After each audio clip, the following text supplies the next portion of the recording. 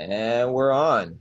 We're back on Change Yourself, Change the World. This is another episode X 20 or something. I'm not really sure. Yeah. Back with the homie Corey, and we were just about to get into it, man. You were just saying something about the presidential election. First off, shout out these blue whatever mics that we're about to record with. Yes, first I'm using blue snowball mics, and I think it's gonna come out really good in the back end, like in the production end. Yeah. So where I was getting at is like, man, like imagine this, right? 31 years of age. I've admittedly not voted in a single presidential election. Cool, whatever. Ostracize me, judge me, whatever you want to do. But either way, I don't complain about what the president is doing. I stay out of that, but it's not really my place to say anything. But like just saying like, dude, this is probably with everything going on. There's zero certainty. Like, what do you think's gonna happen once? Like, first off, who do you think's really gonna become president? Who's gonna be elected? And what do we do? What happens? You know? Honestly, I think Trump will become president again. I Hmm. think a lot of people are gonna lose their shit again. I think there's gonna be a ton of protests. There's Civil gonna War? be a ton of riots. More so than last time. Last time I wasn't in the States when the whole election thing happened, but I think it would be more so than last time. They Last went time they bitched as well, didn't they? they went wild after Hillary not getting elected. And they say not my president. They walked down like lots of different campuses and stuff like that. Yeah. It was, I mean, They're gonna unrest do the same shit. right now. But I mean, think on top of that, like on top of that with the let's go racial injustices or people upset with the police and police brutality and Black Lives Matter and COVID and everything, man. I don't like deep dive. I don't think we've ever like looked in or talked about like what happens. You know what I'm saying? Like, what do you think happens with COVID? What do you think happens with presidents? What do you think is going to happen with this Black Lives Matter stuff? Like, I mean, we're already forgetting COVID. and It's not in the news every day, all day. I would say that there's still going to be another lockdown come winter, man. I have a feeling that they're going to use this flu season. There's Of going to course. be huh? That's what I think they're gonna start doing. They're gonna start demonizing every flu, and every time there's a cold and every time there's a virus, they really want COVID is just a extreme version of the flu now. It's the same response as every year we get. It just got a little bit more extreme, and they're gonna take it to the extreme next time too, and they're gonna take that to the extreme next time too. So I don't think it ends. It ends only because we stop talking about it, and it's gonna become the old thing. But something new will come up, and they'll bring us back to the same old fucking thing, and then they'll start getting people all fucking afraid of the same nonsense. I think also like I mean, we collectively, I think what stems this a little bit of apart is like there's a tally on deaths, etc. Like we don't necessarily always have in the media every day. Oh, influenza deaths, this. Oh, this. Right.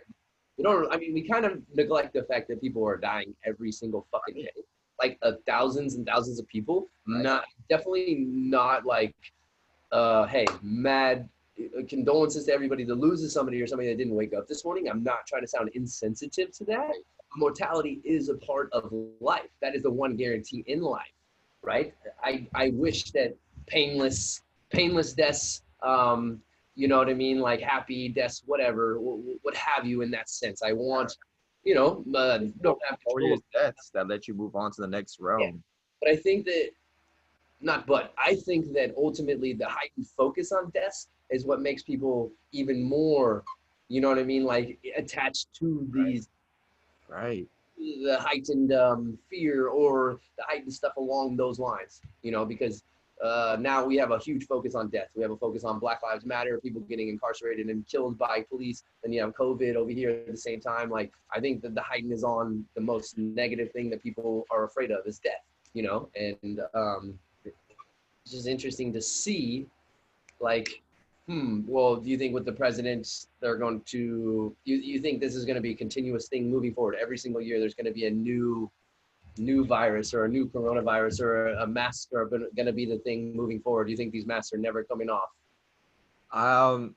Just kind of like how they did 9/11, where TSA now has the, body scanners and you see people naked. You know what I'm saying? Like, this is exactly that. This is exactly another 9/11, except 20 years later, basically. Yeah. Yeah, I mean, they got us prepared with this whole mentality of there's diseases that come around in every year, and it's like, well, it's not really. That's not really how it works. Diseases don't come around every year. Just the environment becomes more acceptable, and for diseases, they're not acceptable. More proper. It becomes a proper environment for diseases and viruses to spread. During wintertime, when we all close our doors, when we all stop letting circulation, or we stop letting air come in and out of our house, yes, bacteria and viruses do pile up in our environment. We do need to have constant air coming in and out. And the big reason why we get sick is because we close ourselves in our caves. Yeah. So they've already conditioned us to think that, oh my gosh, flu vaccine, get a vaccine. Flu season, get a vaccine. Flu season, get a vaccine. Flu season, get a vaccine. And me and Ahmed have already talked about this, but I actually am postulating, cool word. I'm actually theorizing that everybody who did get sick from COVID got a flu shot pretty fucking recently. And the higher amounts of flu shots you've gotten, the higher the chance that you got COVID. And the more flu shots you got, the higher the risk, um, or the higher the what's it called, severity of COVID, or the more the severity of COVID was, or the more severe COVID was, the more flu shots you got. That's my running theory. Why? Like, I mean, I've heard some things along those lines. I mean, it's very interesting how even on that same notion of influenza vaccination or shots or whatever, would you like, you know how they say it's a flu shot? Is it a vaccine? What are they? Because they're not labeling that. They say go get your flu shot. You know what I'm saying? Or is it a vaccine? It's a vaccine. First off, what's interesting is, remember growing up, like you'd have to actually schedule a doctor's appointment to go get that taken care of. Now, hey, everywhere's got, hey, flu shot here, flu shot here, flu shot here, grocery stores, yes, you know what I mean? Like every little fucking place. Yeah. And it made it so easily obtainable. They made the flu shots extremely easily attainable, whereas they make everything else much, much harder. I would go as far as saying that, like, the years that I mean, I haven't gotten a flu shot maybe in 6 years, 7 years. I can't remember the last time I did. Never got a flu shot. Yeah, I mean, I remember I probably had them back when I was a kid, when my mom kind of took me to the doctor, and more along the lines of in that industry personally. Right. And my preface is because most of my family, like my grandfather and his twin brother, were in the science, like medical field, so they listen to doctors in white coats, you know. Go as far as a lot of people do vaccines on his kids growing up, you know, test things on all the kids growing up, himself included, which is very interesting, you know. So, but like the older I got, I realized like I'm gonna heal myself from inside, you know what I mean? What I'm consuming, I don't need to throw some shit in my body. Right. Very interesting. And then even breaking down the word, you say there's like diseases, right? Like, well, dis-ease, like it's just whatever, like you're saying, there's viruses, bacteria. People don't realize that, but just because we can't see it, like I got bacteria running on my skin right now, you know, like, Exactly. I mean, we're going more towards the bubble boy and lifestyle, you know what I mean? Like, it's very interesting. I think that should be a thing. I think you have the freedom to wear a fucking bubble if you want to wear a bubble. And I'm not going to judge you for wearing a bubble. I'm going to make fun of you, but I'm not going to judge you.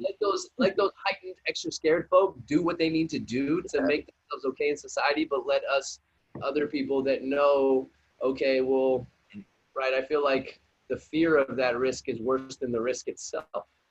That is America, though. That is a freedom that you have. And you imposing your fears upon me, this is not right. Literally, the Constitution was written in a way so that you can't force me to do things. And this is you forcing me to do things.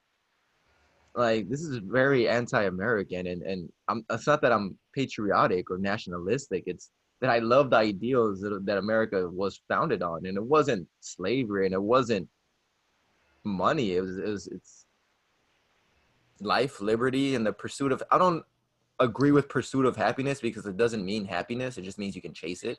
How could you pursue something that's a choice, right? Like, you create happiness. You don't. I mean, well, Western mentality is that you get to happiness. It's not. Eastern mentality is that you create happiness. So when they were looking at it, pursuit of happiness is chasing what makes us happy. I don't agree with it, because again, it doesn't mean you have the right to happiness. It doesn't mean you should be happy. It means you can chase it.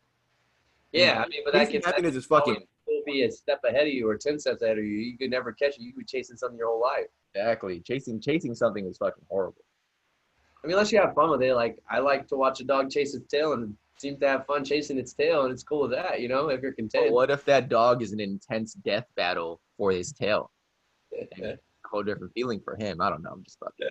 Like, And yeah. we can take this back to the what you were talking about before about the fear of death. And I think death is the easiest way to get people to pay attention or react. Oh my gosh, you're gonna die. Oh no, what do I need to do? That like that. Like, that's it.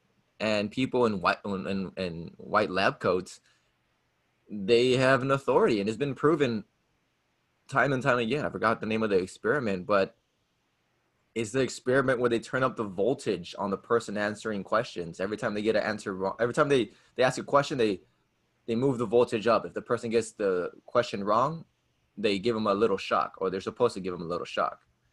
And a lot of people take it to the extremes where they end up killing the person. They take them to like 400 volts or watts, or I forgot what actually kills a person, but it takes them to a level beyond lethal dose for humans. And this is what happens when people in white lab coats tell you it's okay. You will kill someone if someone tells you in a white lab coat, gives you the authority to kill someone. If they give you permission to kill someone, if they say it's okay, you keep going. You will keep going. You will kill someone because you have this blind faith in these people. And it's like 60% of the people who went into the experiment ended up going to levels higher than lethal dose for humans. 60%. This is 60% of the people who thought they were good people, who thought they were Christian and civil and blah, blah, blah, and whatever the hell.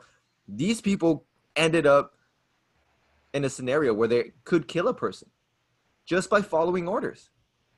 And so we get this fear in our mind. We see a white lab coat. We start following their orders, and we listen to their bullshit. We don't fucking pay attention and start looking at facts and figures and opinions from other people in white lab coats. Right. Yeah. What's with the fancy titles next to your name? Like, I mean, that's the unfortunate thing too, because like even in the fancy white lab coats, right? Like I would go as far as like you're saying, setting people up for death. Like iatrogenics is probably one of the leading causes of death here in the United States, which is, you know, it's a medical misdiagnosis. It's a medical mistake. What is it? It's called iatrogenics, if I'm not mistaken. Like I might be stating that. Iatrogenics? Mm-hmm. Iatro- To illness caused by medical examination or treatment. yeah. Iatrogenic. Iatrogenesis. So the causation of a disease, a harmful complication, or other ill effect by any medical activity, including diagnosis, intervention, error, or negligence. So it means doctors kill you. Basically, yeah, that's what I'm saying. So like that's what I'm trying to get at. It's like one of the leading causes of death here in the world in the United States is doctors. In the United States, yeah. That's the problem. They think they know what your sickness is. They think they know how to. Well, I think that also what I found is like wording here in the States is very absolute. You know what I mean? Like you have, I mean, how well does the verbiage of that doctor? Does the doctor have somebody with a cancer patient and say, hey, you have 6 months to live? Well, who are you to tell this person exactly how much time they have left on this planet? That is actually a very fucked way to go about it. Like I've had my dad and my uncle had similar cancers, and the way they went about it is like the way the doctors went about it too was horrible. No empathy, man. Like put yourself in that human's shoes. Do you think that you would want another human to be tell you that you have X amount of time left on the planet? I mean, I'm not even sure it's about that. It's the reason. The next thing they say after you have 6 months to live, we need to start operating on you now. We need to do chemotherapy now. Like as soon as they scare you, they start selling you on what they need to do to help you.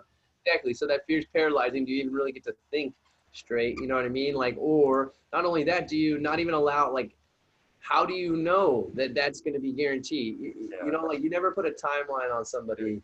I don't know. It's very interesting. Yeah, you're basically setting them up for death in that case. Right. When you tell them you have this much to live, yeah, it could be that. They have been wrong multiple times though. It's averages and estimates aren't real numbers and dates. They're just the best number they can give you.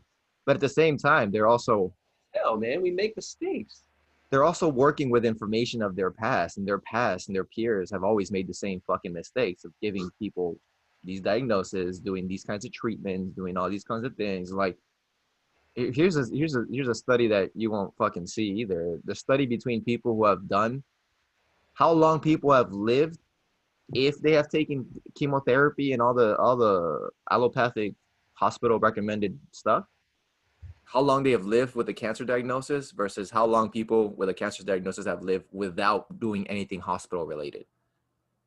And the studies we've seen are, again, they're independent studies that are kind of biased because they're focused on the health foods and the healing naturally and the meditation and the supplementation and everything. But you're not going to find a medical study that compares cancer patients with chemotherapy versus cancer patients without chemotherapy. They're going to claim some bullshit moral ground saying, oh, if we don't give our cancer patients chemotherapy, it's like we're killing them. It's like we're letting them die. Well, in reality, people who have taken chemotherapy and people who have not taken chemotherapy, they live almost the same amount of time. Chemotherapy is a horrible, horrible, horrible drug, and it kills everything. And it makes people extremely sick. You see people wither away and die on chemotherapy. And there's no bullshit statistic someone can tell me to fucking replace the fact that I saw my uncle wither away and die on chemotherapy. You know what one of his last regrets were? He said, I shouldn't have started the chemotherapy. I went down the wrong path. He had this realization like months in, like two months before he passed away, maybe a little bit more. He had this realization saying, I shouldn't have started this. This shit fucking destroyed me. The cancer was killing me, but the chemotherapy destroyed me and it made me weak as shit. And he couldn't do anything. With the cancer, he was driving around to and from to Arizona and Mexico, fucking driving around constantly. Yeah, he was in pain, but he was able to do stuff. After chemotherapy, he was in pain. He wasn't able to do anything.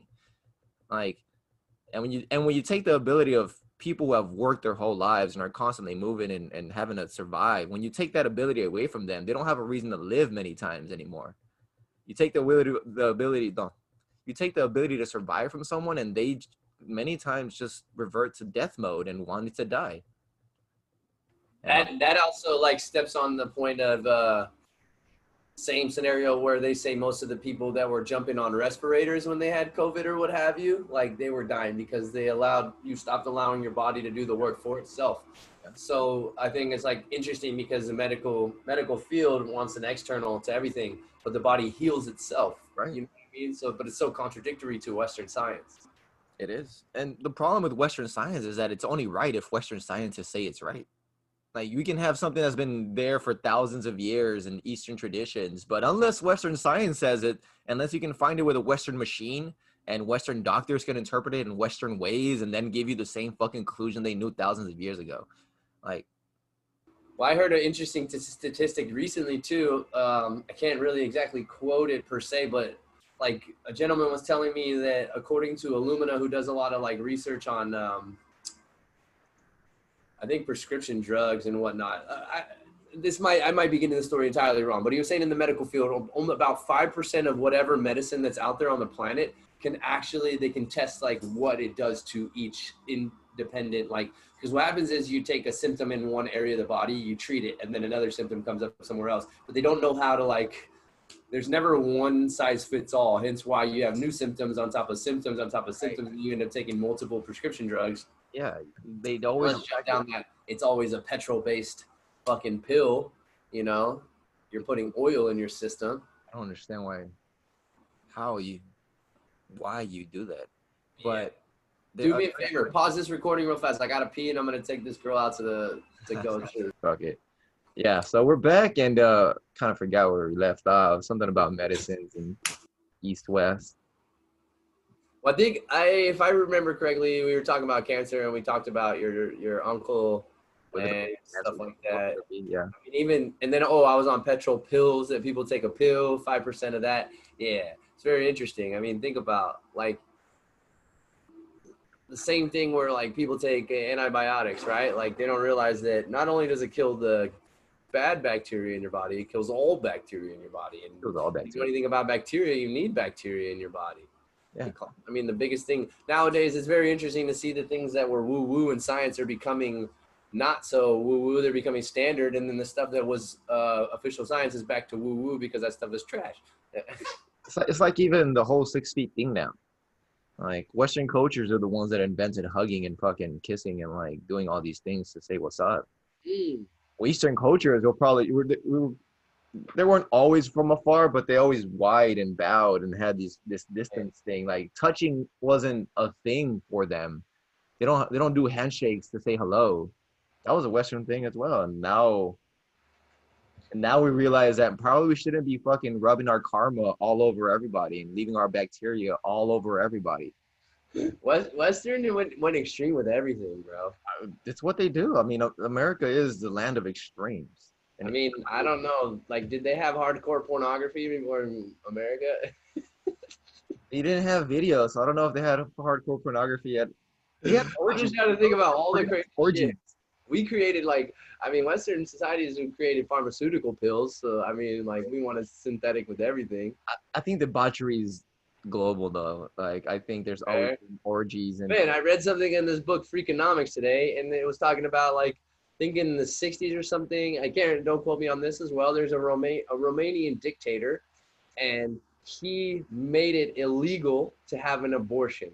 So he was forcing women to actually have kids. And they would go as far as like you'd be arrested and you could actually, I think, be killed and ostracized for not having kids or for having an abortion. well, He ended up getting executed himself, him and his whole family. It didn't really end well for him, but it's just very interesting to hear the times that, yo, you made it illegal for your citizens to have abortions and forced the women to have kids, like forced them. I think I don't know. It had to do with like crime rates going up or going down. It's very interesting. I think it's not really correlated to that, but I saw an outcome to that is that they had a lot of people in orphanages. Like they had a lot of kids in orphanages, and I don't know whether I don't know if it's the same. It was Romania, but it one of those Eastern countries, and what it sounds I think it was Romania, but the thing was that in the orphanage, like they had so many kids, they couldn't do with them. There was like one adult for like 100 kids or some shit like that. It was a ridiculous number, and you could see all these kids in the orphanage when they were taking video. They were just rocking back and forth, rocking back and forth, rocking back and forth because they said that those are the kids that were never given love, that were never held. And so they do that as a coping mechanism in order to give themselves love. So wait, that's so confusing then, because we just talked about Western society and how we created kissing and hugging, etc. But yet we know that the youth needs touch and they need love. So where in the Eastern philosophy did that disappear? I think because that's at what age do you no longer hug and be there for your child once it's no longer an infant and you set it down? Like that's a tough one to like an interesting argument to maybe Snopes fact check us, you know what I'm saying, or to look into in general. I don't know, but because if we know that's a necessity for like infants, right? Yeah, family is always different.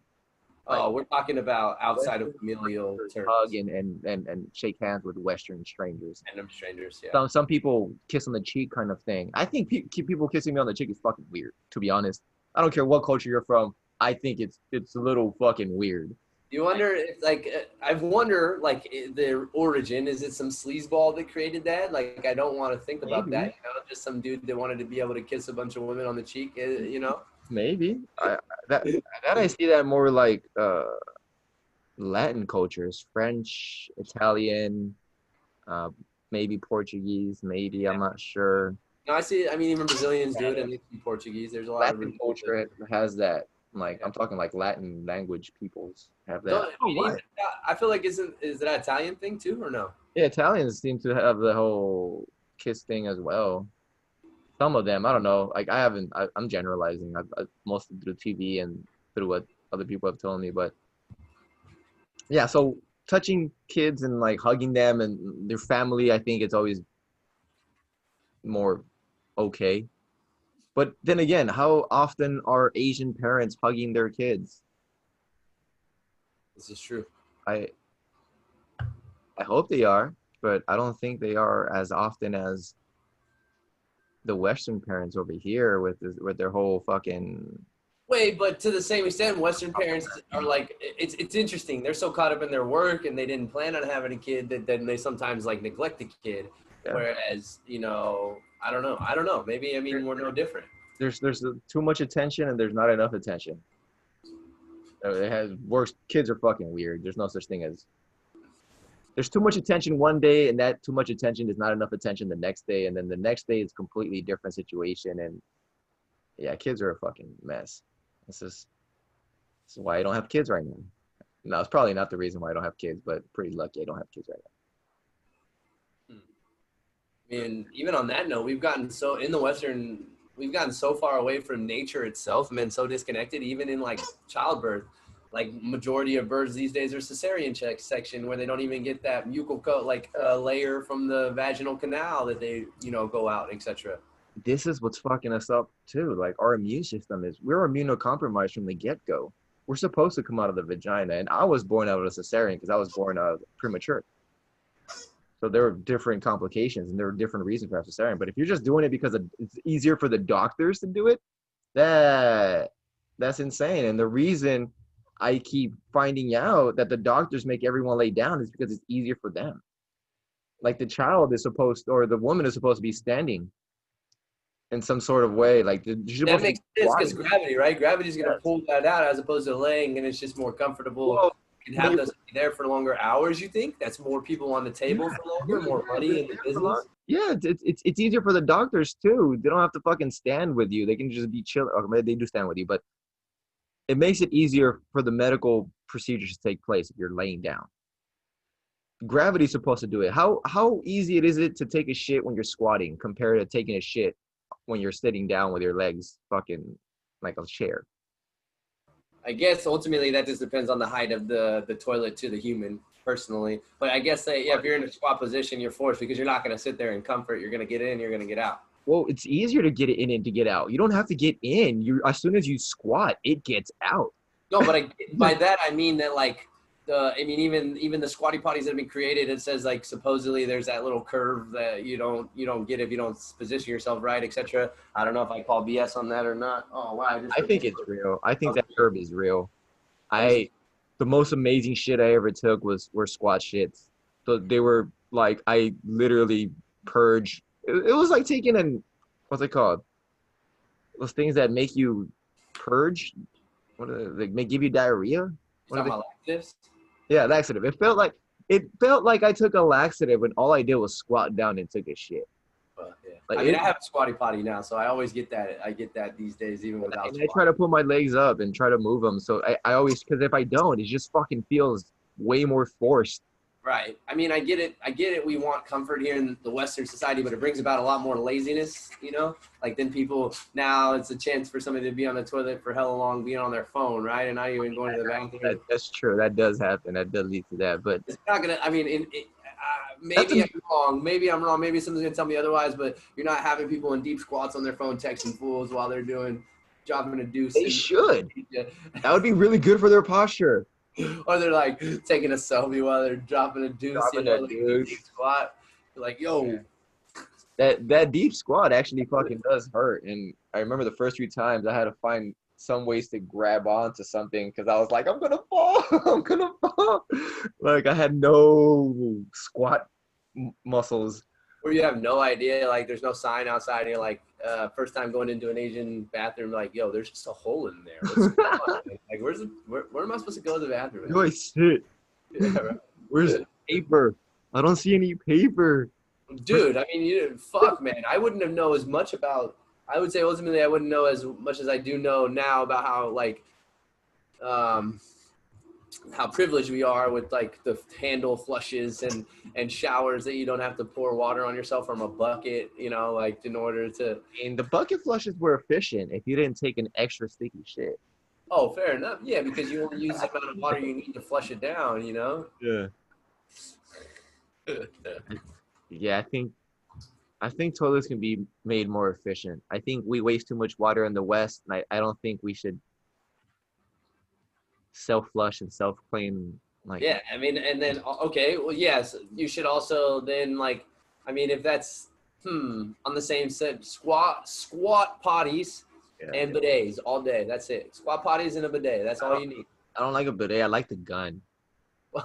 Oh, so just spray up in your ass? Is that what those guns were there for in Thailand? Guns are for, bro. You're supposed to wipe your ass with the gun. Ah! I actually Learned started. something.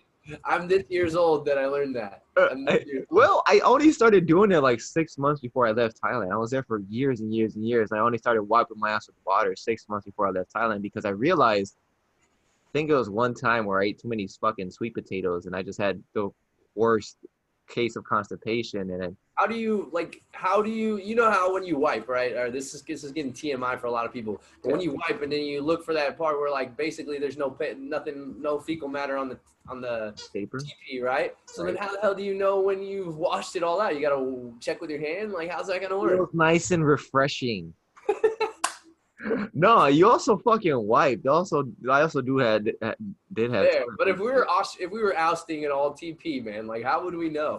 You know what I'm wouldn't. saying? You gotta have that one like hand swipe at the very end. That's why they fucking say just hope that your ass isn't itchy later on. that's why you shake people with your right hand and not your left because your hand's supposed to wipe your ass. Maybe, unless in India where they do both. Oh shit. Yeah, well, to my understanding, someone's saying like Islam, the whole Islamic culture, they like get up and damn it, you're biting my shirt. They get up like everything they do is to use both sides. Like they wash themselves efficiently. Like from that way you use the same amount of your hemispheres of the brain. You're using both sides. I argued with somebody when they say that there's a science to it. Well, if you do it enough, doesn't it become a ritual? Then are you really benefiting from that? Everything becomes a habit, and I guess you're benefiting because you are still using this and this, and there's a coordination level to it. But how big is this benefit? And you need to make rituals and stuff around it. Well, I mean, but because the way I'm just saying, like, is there a plateau on that? Is just like you just keep it up just to keep it up? Like how with, for instance, exercise. Like that's what I know. The language I speak, hypertrophy. In order to you would want in order to get stronger, right? Like I'm increasing the load so that or time under tension or adding weight to it. So like is it, I mean, how do you increase that? You know what I'm saying? Like how do you increase that brain power there? Or you just, I don't know. It's very interesting to me. I wouldn't know. On that note, they might have a deeper level for doing it, or deeper reasoning for doing it. Like it might lead to other things later on. I'm not really sure. Okay. I mean, Buddhists have it for that reason. Hindus have it for a reason too. Hindus, they don't give you rules just to give you rules because you have to follow them. They give you rules because, all right, you want to be like Buddha? Yeah, don't drink, don't smoke, don't have those kinds of useless sex, don't waste energy on this shit, don't get mad on this. And that's what happens. Yeah, even the barks are lessened with this mic, in my opinion. Oh, really? It's not as loud? It's not as fierce. Like the other ones, you were just fucking hear it. But yeah, I think these mics are a good investment. Yeah, I have some podcasts coming up that I'm supposed to be on, and they're gonna be on Zoom, so I figured I might as well. Yeah, it's good. You have good quality now, good sound quality now. You know, these thoughts and this voice needs to be heard. You know what I'm saying? We out here, you know. That's one reason I'm doing the podcast. I think what I've been lacking recently is I've been lacking my speaking. Like I was teaching for years and years and years, and I never thought about it. That I was constantly giving people my opinions and putting complex thoughts and things into normal little. I was constantly talking throughout my years in Asia, and I was constantly. That's how I survived. I was able to talk and talk and talk, and now I'm not talking very Right, well, yeah, because otherwise, I mean, if you're thinking you're talking and you're just talking within your thoughts within your head, like who's going to challenge those thoughts? Who's going to tell you, you know? You can go into thought and fucking. Sometimes hearing it out loud sounds entirely different than hearing it in your mind. Right. And yes, there's another reason why I'm into doing this podcast because I just think I don't even need to be listened. I just need to talk. Listening comes if people are interested in what I'm saying. But I just personally feel like I need to talk. Mm-hmm. I need to put my voice and my ideas and get them out there before I can. Get those brain gains. Well, plus, I mean, yeah. I mean, I am trying to change the world though, so it does always everything just comes together. Right. I heard something the other day. I was like saying like, I want to change the world, so I try to change my community. I want to change the world, so I try to change my family. I want to change the world, so I try to change this.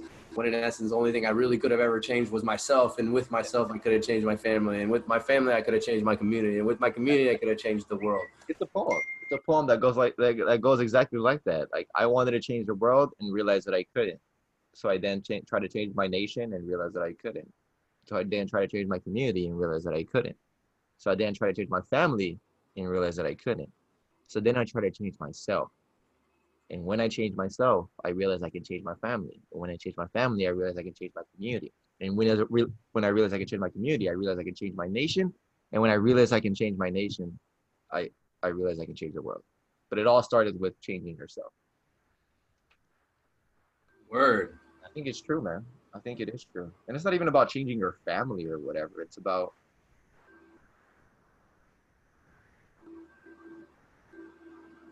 including them in your plan and making their life better, whether they want it or not.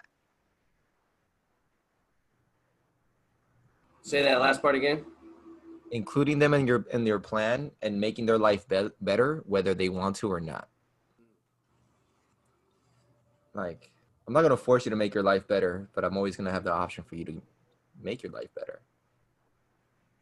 Like, a lot of people don't want to change. But realistically, like, think about this. Anything in life that is trying to be done by force, does it ever really work out to the way we wanted it to anyways? You're having to force somebody to do something that they didn't want to do to begin with. So that's where the inception comes into play. And I think the approach about how you, I mean, instead of speaking it, just living it and then embodying it, and then people see it, you know what I mean? Like, it's the same thing for me. Like, I used to preach whatever, plant-based veganism, all that good stuff, etc. Good stuff, or whatever stuff, you know. I'm trying to be down people's throats and like almost being violent with the communication, as opposed to just taking everybody where they're at and seeing where you can implement a thought-provoking seed that you can plant and water. You know, like, it's very simple if you just listen with the two ears we're given and the one mouth. You know, speak less, listen more. Speak less, listen more. But even on that same notions, like not necessarily listening with the intent to speak or whatever. It's listening with the intent to understand and learn something and gather something from the individual is like relaying some information to you, or thought patterns, or their opinions, or whatever it is. Yeah, that's true. Um, no, yeah. I mean, I don't think most people listen. I just don't. They don't, though. I mean, well, we're not really taught to listen, though. Yeah. I mean, Interestingly enough, we're taught to listen to teachers and we're taught to listen to people, but we're also taught to tune them out because they're trying to force us to listen to them. So half the time we don't really care. we learn to tune them out. We're taught to do it, to listen to them. We're also taught to reply it every time. Like, teachers don't talk to us just to make sure how we're doing. Some do, but that's their case. They usually talk to us in order to get a reply. Parents talk to you not because they want to impart wisdom upon you, but many times it's because they're questioning you and want you to talk. Huh. So the way we are raised and how environments work, like, most of the times our talking is not meant for, or listening is not meant just for listening. It's meant to reply. It's meant as a retort. So Oh, for sure. It's knowledge on top of knowledge. I get it when people say that we're only listening to reply, but yeah, that's what society has taught us. It's very hard to listen with the intention of just learning. And the only people I listen with the intention of just learning are people who I hold in high respect for, and who I've stopped fighting them. I've stopped questioning everything that comes out of their mouths. Mm. And then I just started listening. Not accepting it fully 100,000%, but just listening.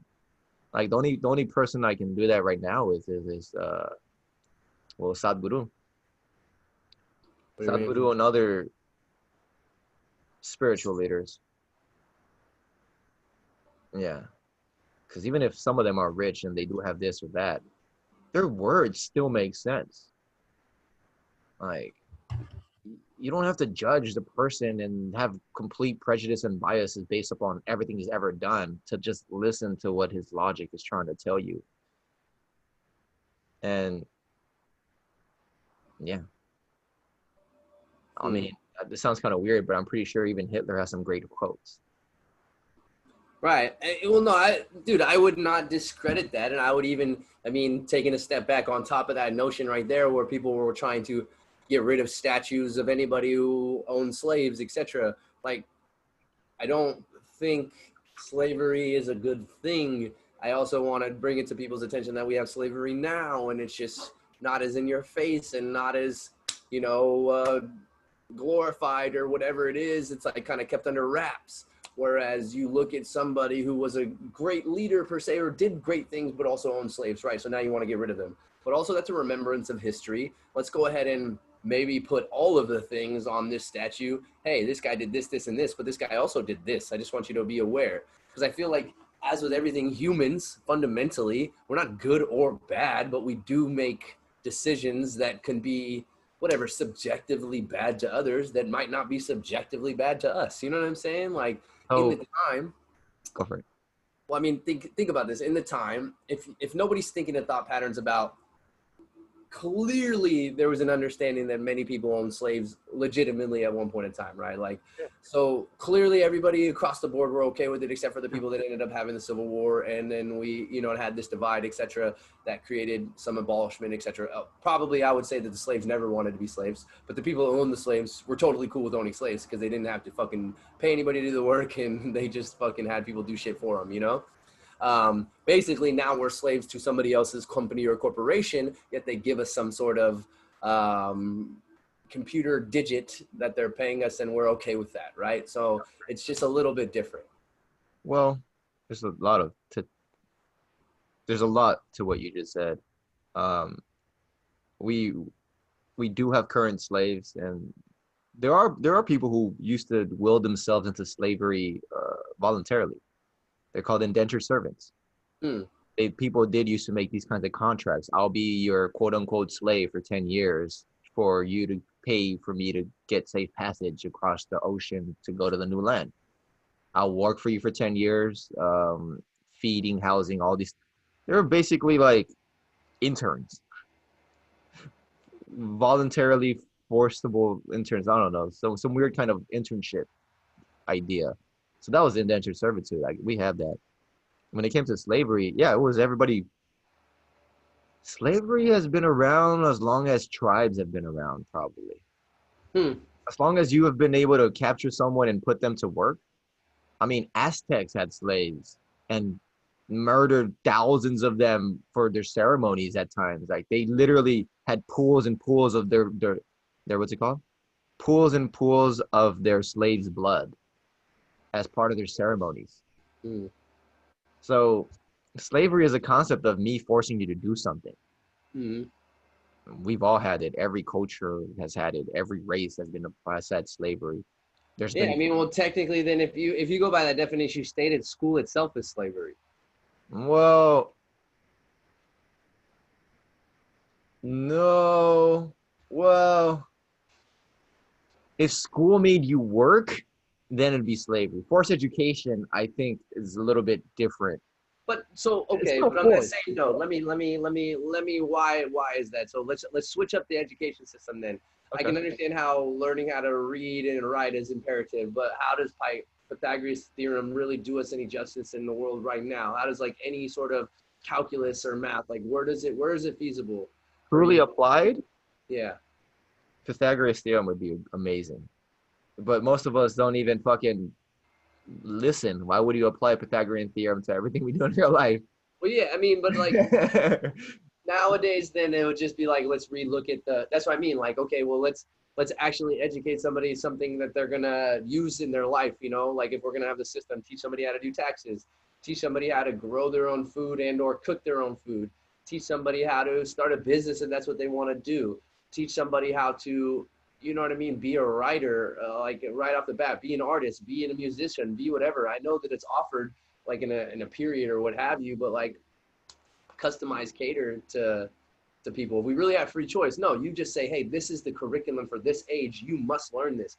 But who has fact checked that and see how that carries over to where we're at today and how that correlates to the life that we lead after the 13 years of mandatory schooling that we're forced to? Well, first of all, the biggest problem with schooling is a test. Is Right. all. Oh, even on that note, man, people cheat in that shit because nowadays you're just basically teaching to pass that test, to get the funding for the school, to get the money to educate the kids. Yeah, So whoever controls that test is really controlling the education system. it's true, but Because I think that here's why, and I would say here's where I'm going with that, and the reason why it sucks the way it is because I would say that I did education. I mean, obviously you're forced to do it. I exceeded, I did well, but only because I knew that if I wanted to go hang out with my friends and skate and do all the things I wanted to do, I had to finish my homework. So I just finished my homework. I was like, all right, cool, just get shit done, and somehow I passed and did really well. But now, like I've been college, high school, etc. It honestly didn't really give me a love for reading. It didn't really give me a love for writing or love to learn. But like it came that afterwards, like because you're forced in the subject matter. Yeah, you pick to an extent, but you're picking based on how much money I'm gonna make. Picked on, what do you want to make? yeah, exactly. Or does society tell me I'll make if I go down this route, but that won't even be guaranteed. You have to work X amount of years, X amount of hours, whatever, just to get to that level. It's like a pitch. It's a sales pitch by a lot of standards. It is a sales pitch. Because I mean, school is a business. It's an institution. It's a fucking corporation. Now it is, yeah. Yeah. Especially now. Especially now. Back in the days, I'm not even talking about where there. We're talking like 30, 40, 50 years ago. They didn't have as many administrators. They didn't have as much bureaucracy. There were more teachers and there were administrators in schools and colleges. Your costs weren't as much. Everything wasn't protected by the government and subsidized by the government. So the prices remained relatively stable and low. As soon as the government started getting into the university like payment, prices rose up. Sure, you were able to let people borrow money to go get into debt to then go get careers. Well, that doesn't really help anybody, especially when 40% of the people who go into graduate with a degree don't use a degree. And I'm saying 40% to be kind of low. I think it's actually more than 50% based I on. would say so. I don't use my degree for squat diddly right I've now. used my degree to be able to travel and have a teaching degree, teaching certificate, and to be able to move around. If I didn't have that degree, I wouldn't have been able to taught at a university in Thailand. So That makes sense. Yeah. It that doesn't matter what the subject matter was. It just said you have I needed a piece of paper to tell me I've been to a university and have graduated from a university. The GPA doesn't really matter. Your course doesn't really matter. I've not had one person look at my GPA like at all and ask about They that. might have. They never asked me questions because I always proved that I was a better teacher than whoever the hell, or I was a better candidate than whoever the hell else they're trying to pick.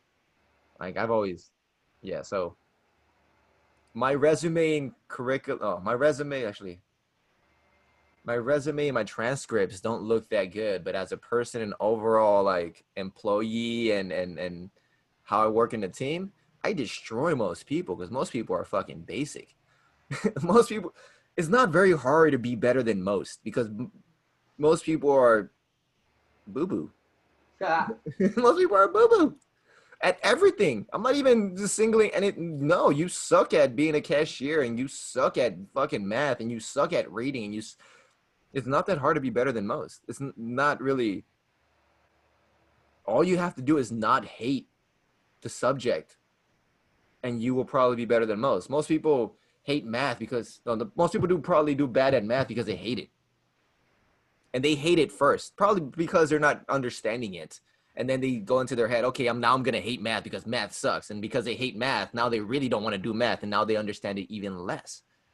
If you Yeah, understand, I think in math it has to do more along the lines of the teacher yeah, than anything. I mean, I was extremely lucky that math numbers, it all comes easy to me. And then when it comes to algebra and geometry and all these other math, I had smart ass friends. Like my friends, Ahmed, that guy was a 4.0 kid for the most part. Oh, you went to high school with it, or you went to school Yeah, with yeah, I it? went to middle school and high school with that guy. Okay. I've known that guy for a minute, and he was almost a straight A student. He did get a 4.0 in high school. College a little bit different because things change, but he was a 4.0 student in high school, and Did you go to Long Beach State? no, he went to Irvine. Uh, He went to Irvine, and I used to go visit his ass in Irvine. The dorms were nice. That's basically all I. The gym was nice too. It's expensive as shit in Irvine. But anyways, um, I hanged out with them, and so I didn't need to actually try hard. I just asked them questions, and I'm a person who, if I ask questions, you give me answers. I would just learn. I don't fight you on learning. I have to learn quick. And yeah, being in Thailand helped me learn even quicker because it was like, all right, either I learn how to do this job I've never done now, or I don't fucking eat and I have to live on the street now. Like, survival does give you tons of motivators. I'm not Yeah, gonna lie. I would say though in Thailand you wouldn't really have to work. Like, I mean, think about it. When we got fired, Pipu was really awesome and let us live on her floor for like two Yeah, weeks. Then yeah, we talked to another Thai teacher. I mean, being American in a foreign country that loves Americans is yeah. It's kind great. of a blessing It's a to an cheat extent. code. Yeah, it is a cheat code. You're right. You're right. I'll use the shit out of that cheat code. Like, I don't mind. You're like automatically a celebrity. Like, Yeah, I'll like that. admit the privilege and I'll accept it. Virtue signaler. You virtue signaler. No, I'll take all the privileges. I Oh, don't. I'm not holding you accountable or judging you. No, give me more privileges. Thank you, please. I this is true. mean, the only right I think we have in life is breathing. Everything else is a fucking privilege. It's privilege that you're getting water. It's privilege that you're getting food. It's a privilege that we have internet, that we have this microphone we're talking to right now, that we have a computer, that I have this bong, that I have this weed, that I have all my bed or whatever. That's all privilege. I'm blessed to have all these things. The only right I have is to breathe and to be alive, honestly. Well, that's what the breathing part is.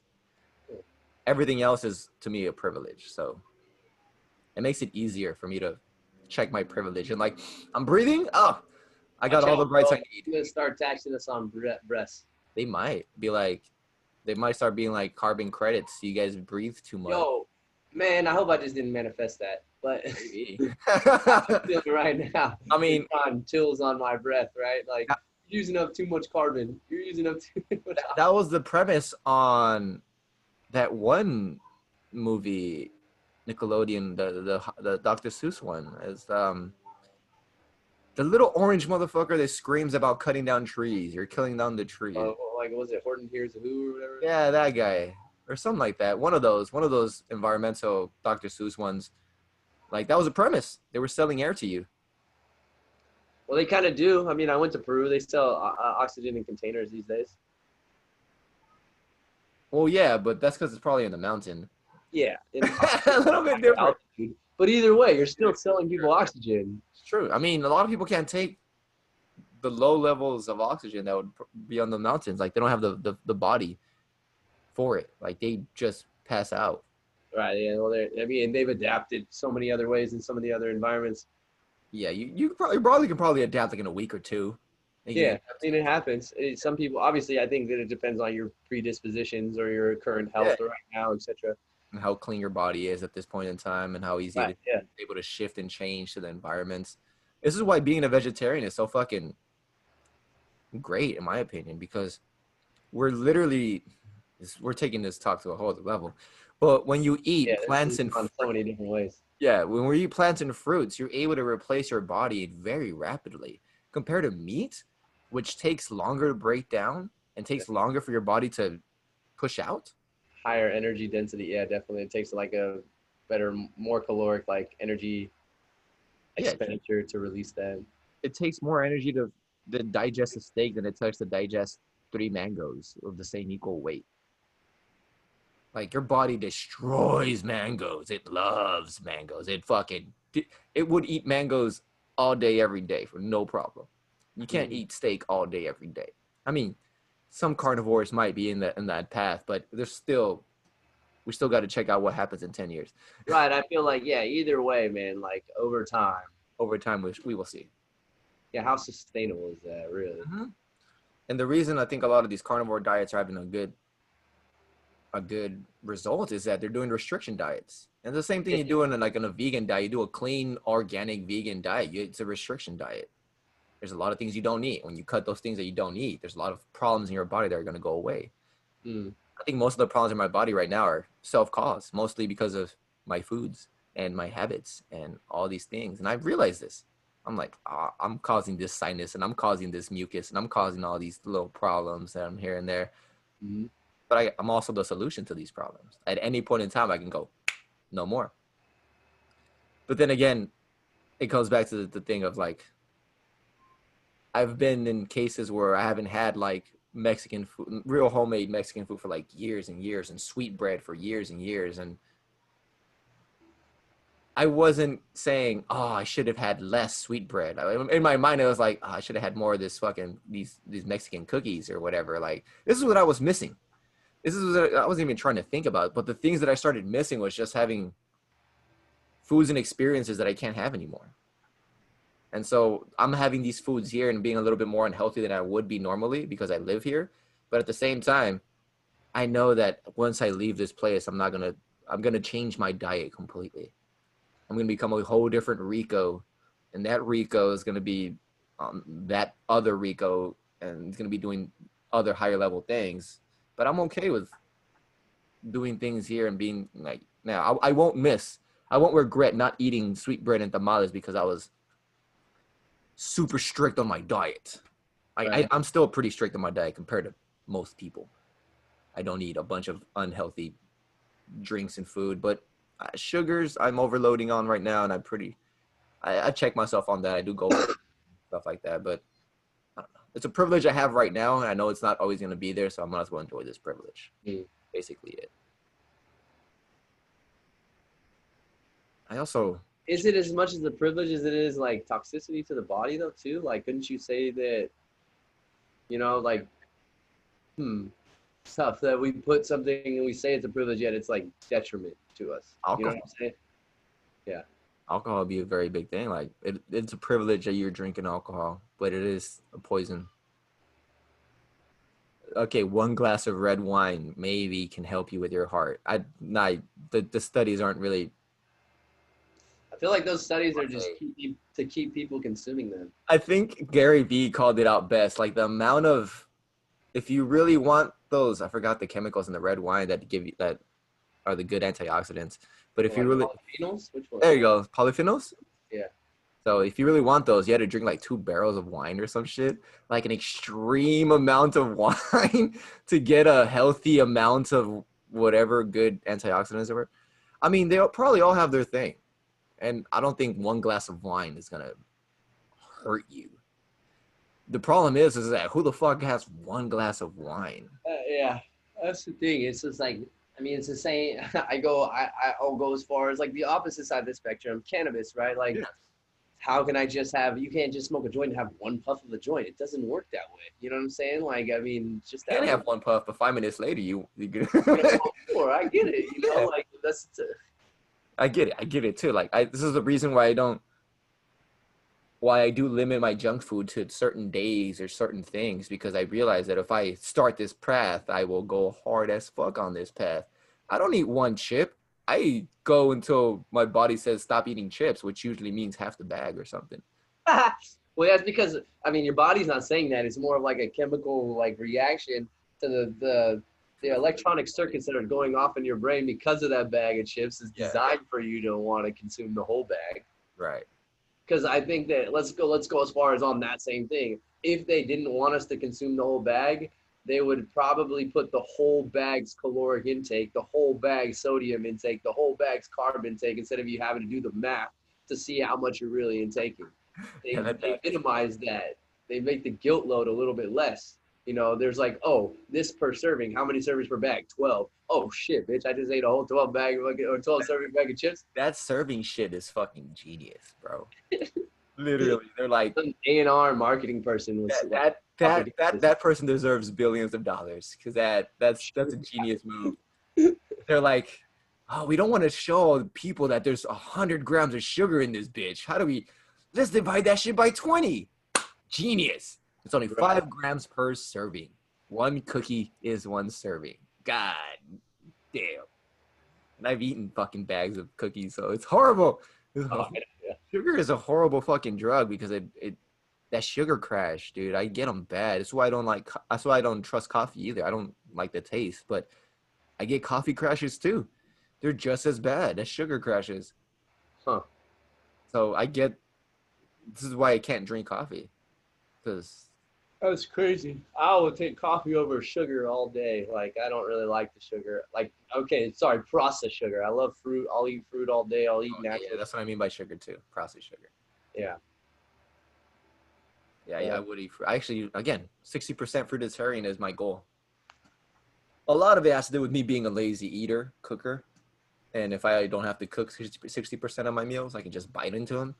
Fucking genius. Yes, they need. Yeah, that's a genius move right there. I love how we went from not knowing who, or we started this conversation about presidential people becoming presidents and then seeing what's going to happen. And now we're in the health spectrum of eating cookies. Interesting. Yeah. And this is how we get down in these conversations. Yeah, well, we have different talks. I mean, me and you have different talks, and yeah, we all have different talks with different people. We go down different paths. Oh, for sure. Well, different thoughts are crossing people's minds, and everyone's in a different world. Like my world is mostly around health and fitness for the most part, because that's what I do on a daily basis. Right. I teach people that, I train people on that, and I live that. And my world is mostly on watching YouTube videos and trying to do some other stuff on the side. Nothing wrong with that. No, well, yeah, we all take time to breathe before we act. This is my moment of breath before my action. It's not that I don't want to act, it's that they're always on the back burner, they're always there.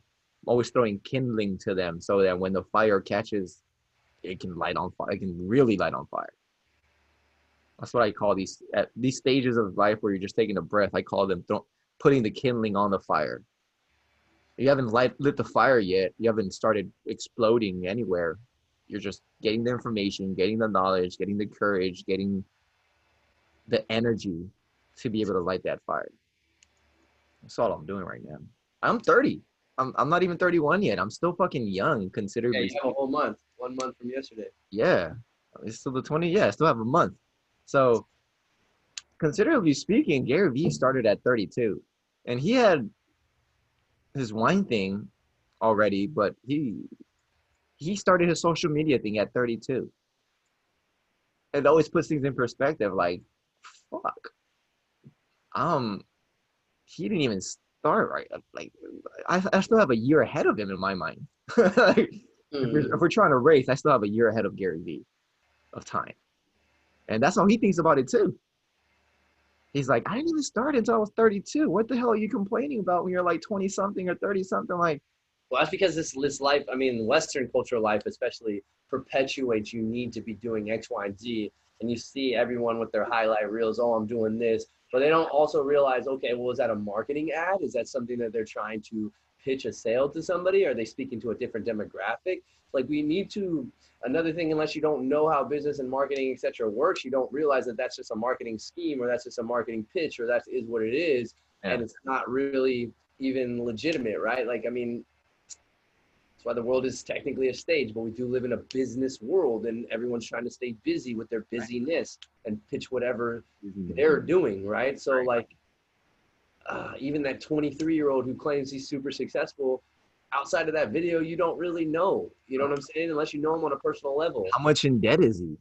Exactly. And what is their definition of success look like too? Yeah. Because what picture of success are they saying? Do they have X amount of dollars in a bank account? Are they invested this amount of dollars in the stock market and real estate? Like, what is their level of? Are they happy because they don't need much and they live, you know what I mean, on a self-sustaining land? Like, what is their definition of happiness? What is this individual?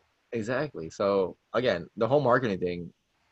I think I have fallen for marketing when I was a kid and so on and so forth. But when my rebellion stage fucking started kicking in, teens, I think marketing stopped working as effectively as it did for other people, mostly because I didn't believe anything you told me.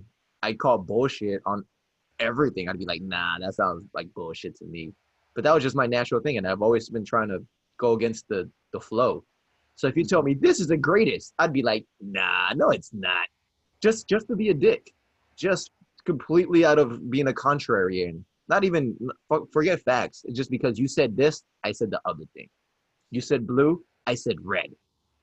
You want this team to win, I want the other team to win. And that's me. That's basically me in a nutshell. And so you tell me to buy this thing, and I go, nah, I'd buy the other one. Like, I don't like being told what to do, and marketing is being told what to do in one aspect or another. Yeah. But yeah, marketing is I mean, even the direct marketing, maybe indirect marketing is a little bit different, you know? direct marketing is more genius. I'll give them credit to that. Like that that's the new what's up. When you're reading an article and it turns out to be not an article and you don't know it's not an article, or you're watching a video and it turns out to be not a video, it's actually a sponsored ad for something. You didn't realize it was a sponsored ad. Those are the genius like marketing moves in my opinion. That's where we should all be going to. Well, yeah, because it doesn't feel so pitchy. It doesn't feel so fabricated. It Right. feels authentic and genuine. The 80s version of business is going out the window. The whole It's interesting though, because I think marketing, even in my sense, is like I'm pitching myself. All I really have to do is, okay, well, anything I don't do, I'm not going to talk about. I don't do that shit. Like, this is what I do. This is how it works. You want any fancy gimmicks? Go to the guy who sells fancy gimmicks that don't really work. But you know what I'm saying? Like, or the gal who sells the shit that's going to, your 30-day abs. Sorry, it doesn't work that way. Like, how long have you been not working out for or eating like shit? 30 years? Oh, 30-day abs? Ah, yeah, good luck. You might get something from it because you haven't done anything in 30 years. I Don't mean, get it yeah, I mean twisted. that's the goal, right? And once you do have a 30-day improvement, you're the goal, the It's supposed to keep you mindset on, like, has to keep it going. keep you going, giving you the momentum. But a lot of the times, it's similar, right? Like, let's pitch it to education. Get your degree, and then all of a sudden you have all the knowledge. But the real person knows that that knowledge isn't even fucking. It's probably outdated already by the time they're graduated. Right? There's new other. Or while they're even in school, it could very well be outdated because the books are still being like everything. I mean, I feel like things happen on a daily basis, especially right now in these times in the past fucking 9 months that are 2020. You know what I'm saying? Like, I feel like I've 3 different years in this fucking 9 months. It's like, yeah, that meme where kids studying 2020 and every month is a new chapter in the book. You're like, 40 pages month long. of Fuck. I could have January. a whole ass book just on 2020. All Yeah, right, guys, here's history class. You got like World War One, World War Two. You know, you got the Civil War, all these things, and all of a sudden, okay, guys, 2020. There's a class in 2020. Whole class just on 2020 history. like, yeah, 2020 part one. And then Right. Trump said this. And then Trump Hey, said oh, this fucking A. Let's take it even far. Like, these next 4 years of school, you're learning about 2020, all 4 years. that. Like, what did they do during the pandemic? Why did they First buy so year, much yeah, toilet right. paper? First year, global pandemic. Second year, Black Lives Matter. Third year, Trump and Biden bullshit. You know, Fourth year, nothing really changed after the election, anyways. fourth year, civil unrest and civil war again. Again, again? Question mark? Question mark? Exclamation mark? Question mark? I mean, have you been checking into any? Do you watch Ralph Smart anymore? Ralph? Infinite Waters, diving deep. Oh, a That few of dude. them. I haven't watched any He of them. says the world's going to end in December 21st. He says that according now we're really on the 2012 Mayan Gregorian calendar right now, and the year this world's going to end December 21st, 2020. Could be. This is what he states. He's also Christian, Oh, I didn't realize that. or I don't know. He seems very Christian-like to me. Maybe not. Maybe I'm just. Maybe I heard one or two of his words. It goes breathing in that good ass prana, baby. Yeah. Every day he's like, I'm out here in nature. Yeah, I need to get a setting like that guy has. That guy's a fucking straight up just his yard. Like, he has a good trees in the back and everything. I like that. Yeah. He's like, the cat down the neighbor's even laughing at us. Or the cat down the road. Yeah, I saw that one. Yeah, well, 2021, I don't think the world's gonna end. Yeah, the world ends every night we go to sleep. I mean, let's talk about it. Let's be real. You don't know where the hell your consciousness goes when you're fucking. You don't know what your body's doing when everybody else is doing when you're asleep. You assume that because you woke up, everything is just as it was, but that's not fucking true. Huh. These are assumptions. These are all assumptions. Real life Sims. You play a game within a game within a game within a game within a game within a game within a game. All you gotta do is figure out how to get to that code. You can call it genetics. You can call it energy. You can call it spirit. You can call it source. You can call it soul. DMT. like that. I like marijuana. Marijuana, Right. you cannabis. You guys all need to try dimethyltryptamine, and you'll understand. There's another one that Joe Rogan was talking about, DMT5 or something, Oh, or are you talking about 5-MeO DMT? yeah, what is that? That's actually so the DMT we've taken has been a man-made substance. Right. 5-MeO DMT is from I think it's a dried like frog excretion. Ooh. It's like comes from a poisonous frog that like if you frighten that frog, they excrete this stuff, and what it does is it dries it up and you smoke it, and it makes you like have these gnarly Oh, that's what they do in hallucinations. that's what I seen in the Amazon, what they do with the frog. It's the same thing with Cambo or Cambo, however Yeah, you want to say it. yeah. That's frog poison as well that you Right. just put on Well, it's a little bit different. That's on the not a body. psychedelic though. That one's not psychedelic at all. That one's like a cleanser. It's That's a supposed to just purge. clean out your organs, purgatory out your body. Yeah, it's a purge. I mean, I've been wanting to do that too. But yeah, the 5 DML 5-MeO. 5 MEL DMT. Yeah, that's the thing they could scrape off the frogs I've seen on the videos, and They then even have like have you ever heard of Yopo? That yeah, shit's not it too. They shoot but that shit up your nose. yeah, Yeah. that shit sounds fun too. I was like, And what? I heard some stories in Peru. These guys did it, and they said like literally he was like convulsing for like 15 seconds after he fucking took it. He was having a seizure. It was kind of crazy. His body was readjusting. I think Right. all these things are your body kind of readjusting to. I always wonder too. I mean, like I'll go back in my Cambo journey or my little purgatory in that. My purgatory in ayahuasca didn't physically purge, so like I like to know if I want to feel like I energetically purged of some sort. You know what I'm saying? Like, but I I always question that.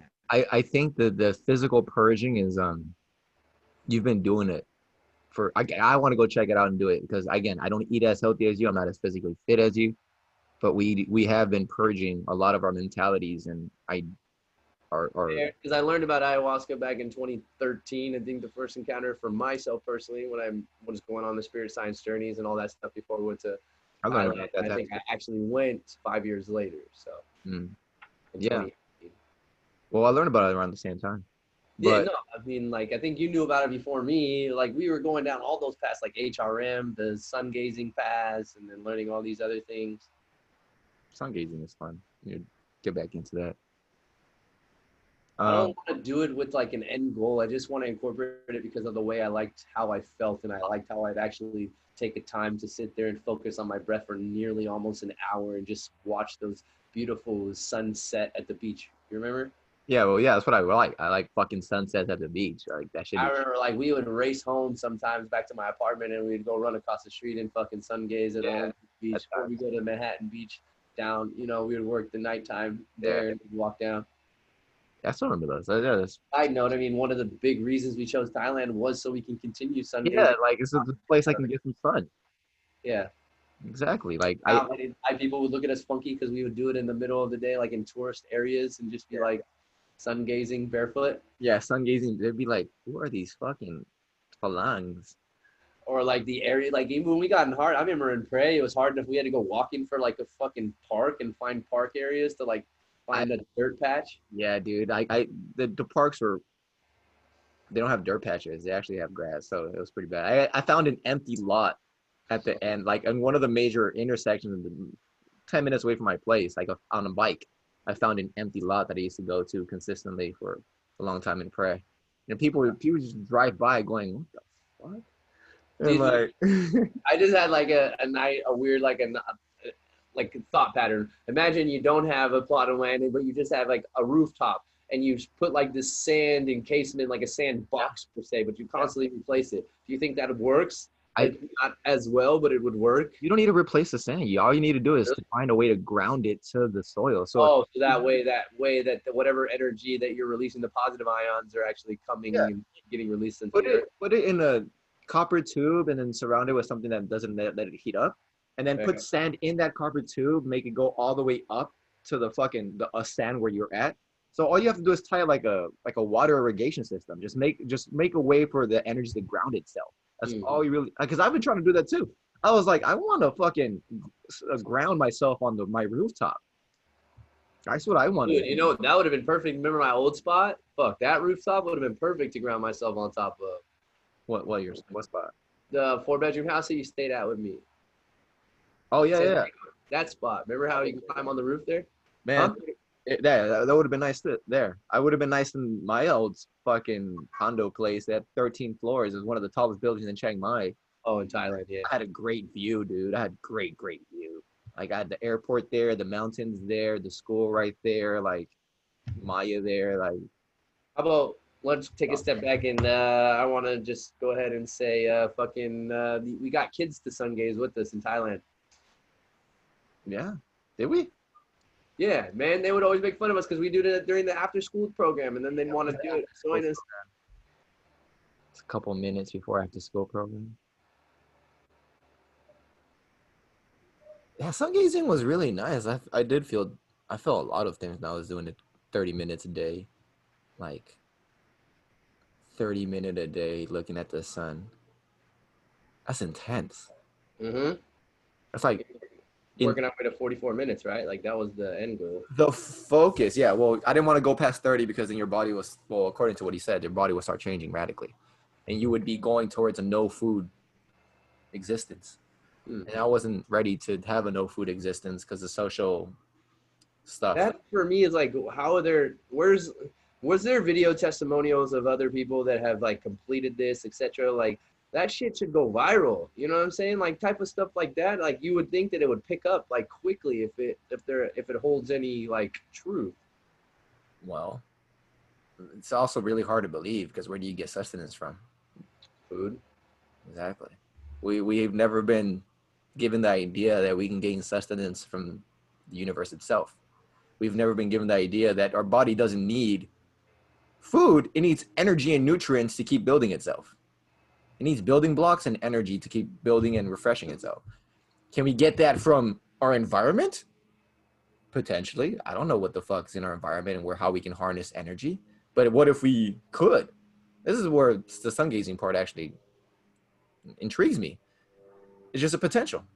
What if we could get energy from the sun? It doesn't have to be 100%, but what if we could get a lot of our energy from the sun? The sun is a direct source of everything we have on. Well, And even on top of that, placebo is the most powerful pill on the planet. So you feel like if you believe it enough, then that shit actually really does work. Could you really live the rest of your life not eating food if you believed it to be true? could your body start attaching, start creating DNA from the nucleotides that are in the air from other bacteria and viruses and other water and other fucking things that are in the air? Can they start making the building blocks of life? I don't know. Maybe. My question is, plants do this. They need a way to get resources. They pull it from the roots, but they also pull it from the air and they pull it from fucking the sun. So they need a place to get their building blocks. Our food is their soil. So this is my only thing is like how, if you can manifest energy and transform it into from nothing into something, okay, that's one way to do it. You're giving your body the nutrients, the exact nutrients it needs because you're manifesting them out of nothing. And I know you got to go, but No, I'm good. That person's not coming at 12:30, so okay. I'm chilling. I'm good till like 3, but I'm not gonna talk that long. No, got to go pick up these edibles. Hey, I would also like consider then. That's a tough one because then it would seem like instead of evolution, we're devolving, right? Like because if we could evolve, why do we evolve to eat science-like food-like products that aren't even actual food? That you know what I'm saying? Whereas what makes you think that's a devolution if you don't eat food?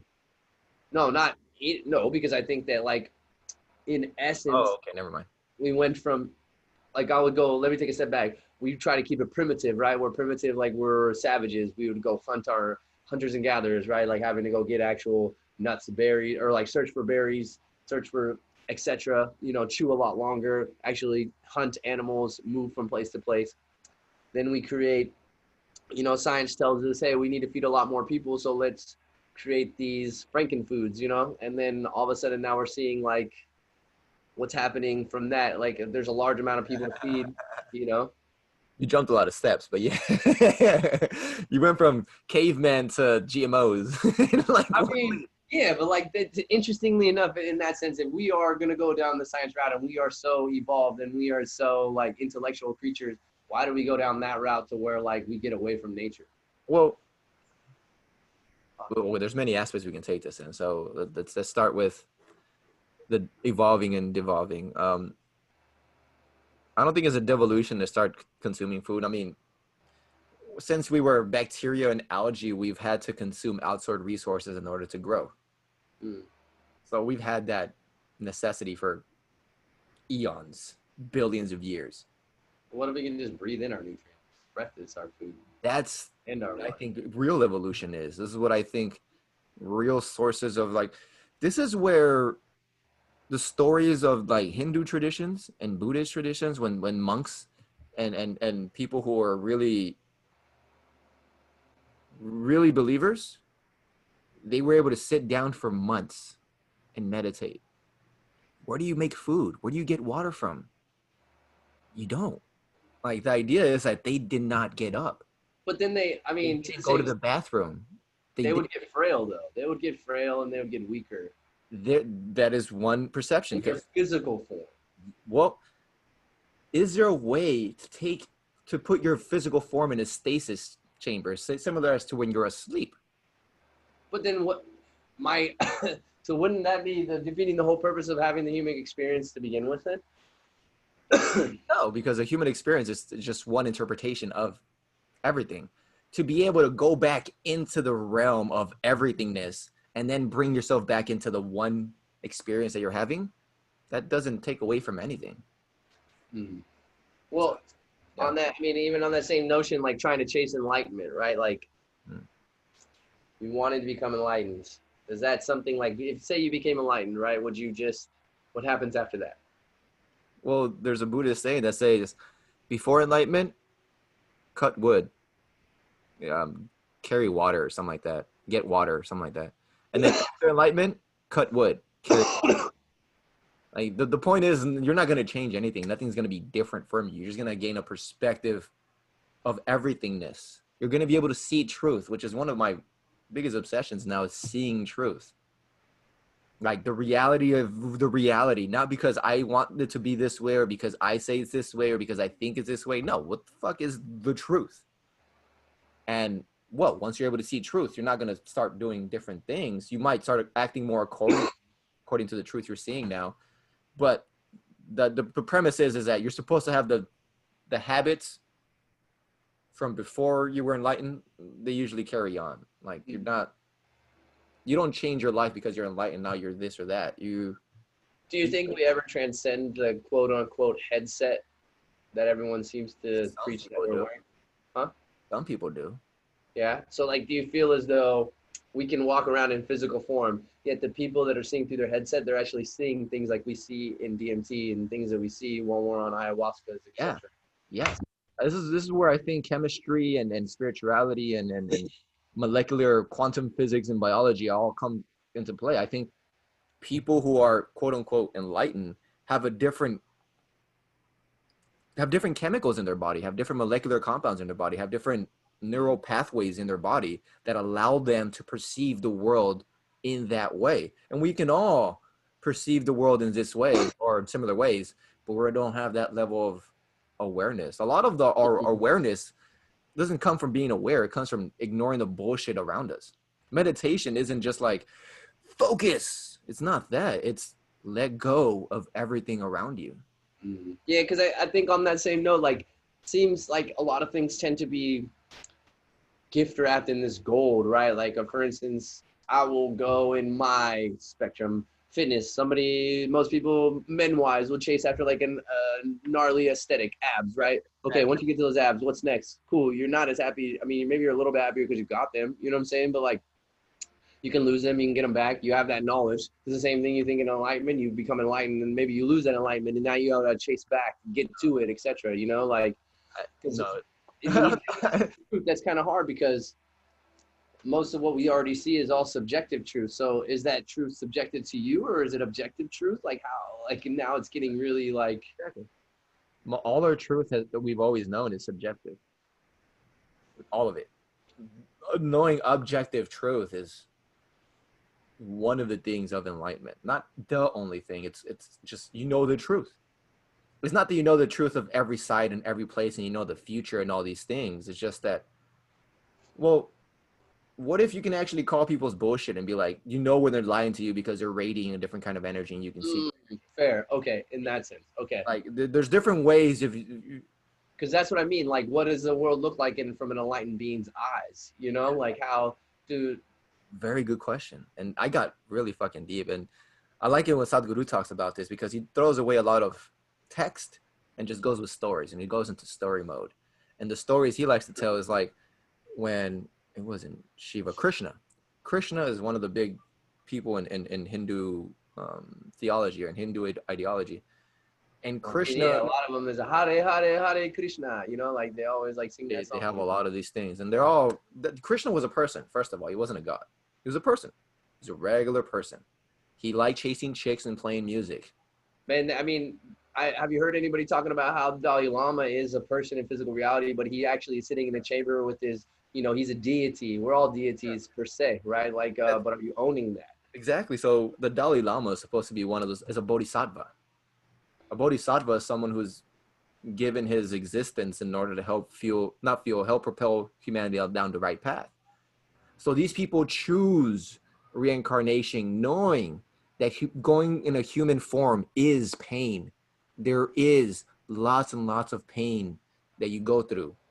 They choose it anyways. They're like, yes, I will take this pain. I will take this karma. They're like little Jesuses. All bodhisattvas are Jesus. Jesus is a bodhisattva as well. Given his life for the sins and the karma of the people, that's a bodhisattva move. Yeah, right. Forgive them for they know not what they do. Yeah. Yeah, that's exactly what a lot of Buddhist deities are. They realize that humans are fucking a bunch of animals being savage with each other and sometimes doing things right. And so they're like, let's help these savages. Let's help all of these beings on their path. Because once you see that everything is connected, and again, DMT helps. Once you see that everything is connected, you want to hurt less. You don't want to hurt that butterfly just because it's flapping around. You see that it's its own existence and that I have no desire to squash its existence, to stop it exist. I want it to live fully and happily and have an amazing fucking life as well.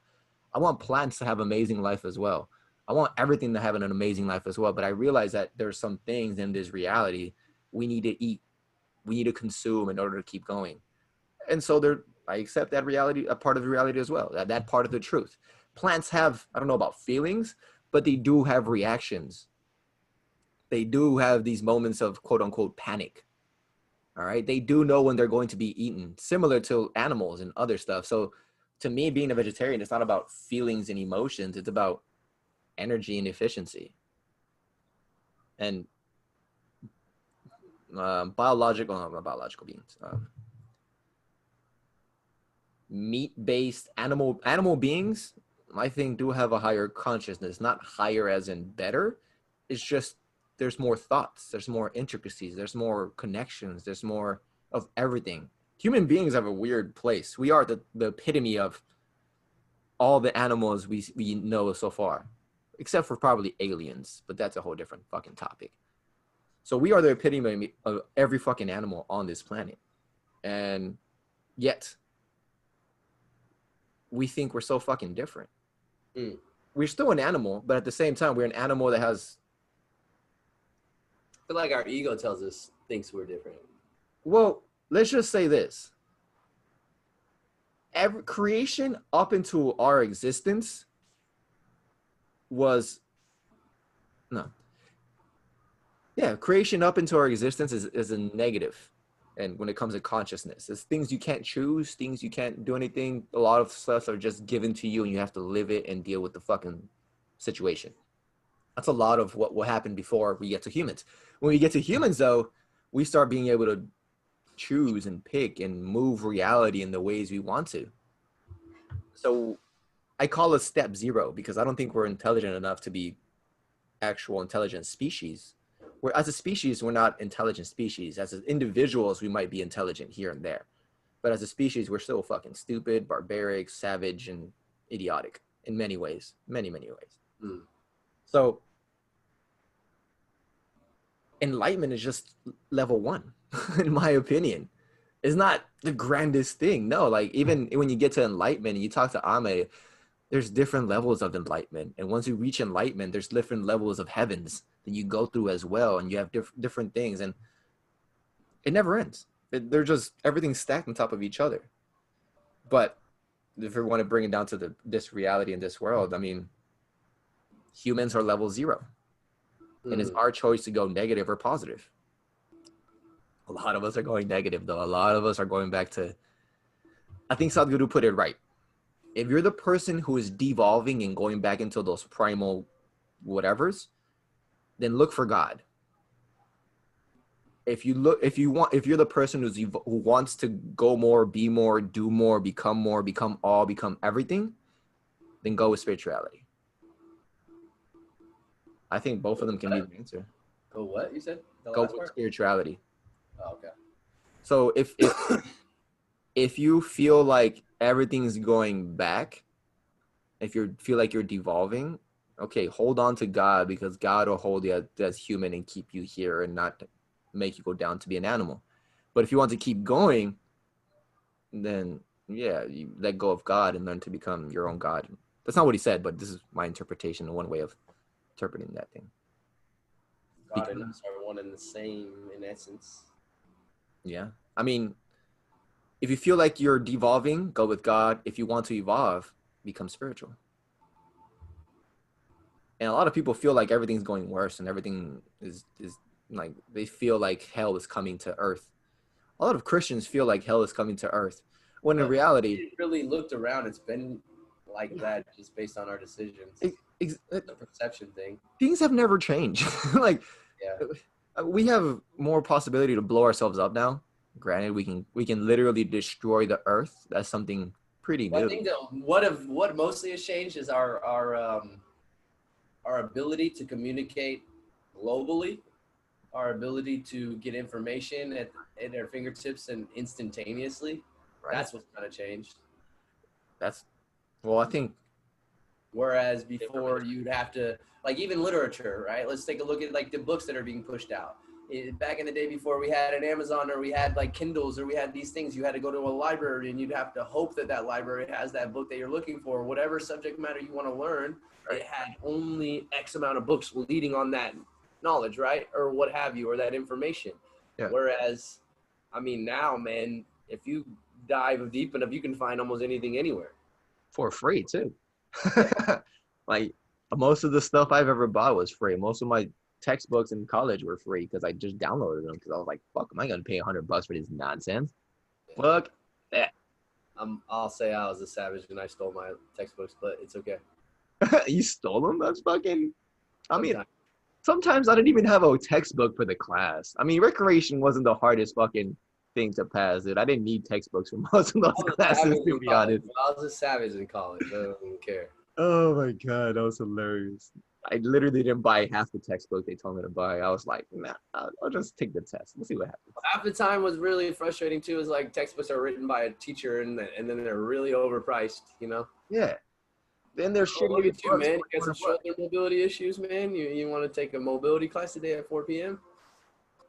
Well, I'm always doing this. It's natural for me to be popping my shoulders and like. Yeah, bro, look at your deltoids, bro. You're strong, bro. Look at those traps. I'm weak as shit, actually. This is the opposite of strength. It's just me stretching that part a lot every day. Oh, I got a new follow through cars video if you want me to send it to you. Anybody else that wants to listen, go ahead and go to my Instagram and you can find it, or email me and I'll send it to you. I think one of the videos you did post, I actually saw you doing it and I was like, I should probably do that too. So I started doing it. Like, yeah, it was one of these, like these little, I forgot the movements, but yeah, it was one of these. Spine cars. Yeah, no, man, I have a follow through video head to toe. So it's better than the one I made on my own. Whenever you have a left leg, I don't know, some kind of fucking, I keep telling you about this thing. This one, it's not, I don't know if it's a ligament or it's a nerve that just fucking is super tight. It's extremely tight. Where? Show you. Yeah. Here. Inside like groin area? Yeah, here. This one. Hip flexor or your adductors? So like, would it be to open your legs or lift them knee up? Open legs. Ah, oh, your groin area is weak. Okay. Yeah. Groin area this week. It's too much sitting down, honestly. I think it's just too much sitting down. Even when I sit down, I'm starting to cross my legs so the pressure will be off that fucking specific point. Because, yeah, it actually does help if I cross my legs and I sit down continuously. It's not just all on my back or anything. But yeah, that part is weak. I can hear it constantly popping. Mm. Yeah. Does he like? How do you know it's weak though? Oh, it's not weak. It's just tight constantly. It just feels Well, tight. actually, on that same sense, when you say it feels like it's tight all the time, it actually, in essence, usually means it's weak. That's why I mean it's weak. Yeah. It's just But I'm just curious, like, okay, because that's why I was trying to figure out, like, when you move with it, or does it irritate you while you're sitting, all that stuff.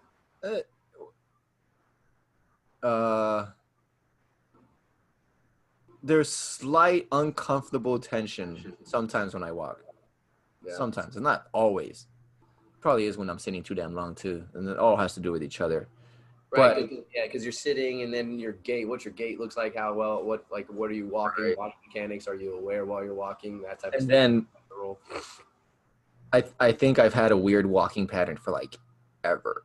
Like I twisted my legs and ankles when I was a kid, and I think I developed a weird walking pattern.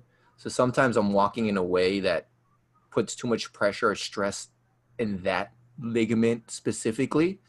And I'm like, this is fucking weird. And so I am trying to change my walks or trying to see what happens or how I put my pressure here. But it's not bad. It really is not bad. It's just, I don't have the same feeling on the other side. So I'm just fucking tripping on that. Your left side too? No, my right side is fine. It's on the left. Yeah, as I said, it's your left side. Yeah. Huh. Yeah. Man.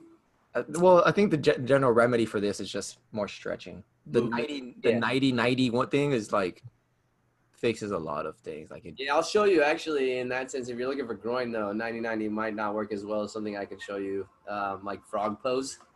Frog pose. Yes, I've done that for like just because I wanted to put my body like that. Like I was like, all right, my body needs to stretch. How do I stretch it? And yes, frog pose is exact stretch. Frog pose, or you can sit in like bear sit, which is just basically frog pose. That's what I do. Yeah. That's exactly what I do. Oh, cool. I was actually doing something helpful. Like, yeah, that's exactly what I do.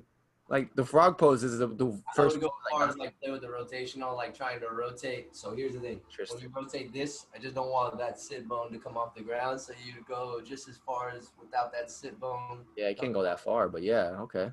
Well, it's not about the distance. It's more about like, okay, well, can my hips rotate really well?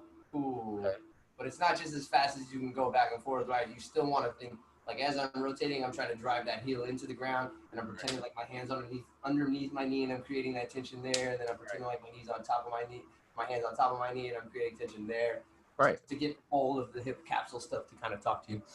Yeah, it's a good idea. They're no joke, and especially since these days and age where we sit a lot, whether it's driving, sit a lot on a computer, sit a lot and watch television, or YouTube, or whatever it is. We just need to do some sort of movement or some sort of practice to where we combat the shit that we're doing, or the shit that we're not doing. better wording. On that note, I am starting to flow more, and flow is what I call my type of dances.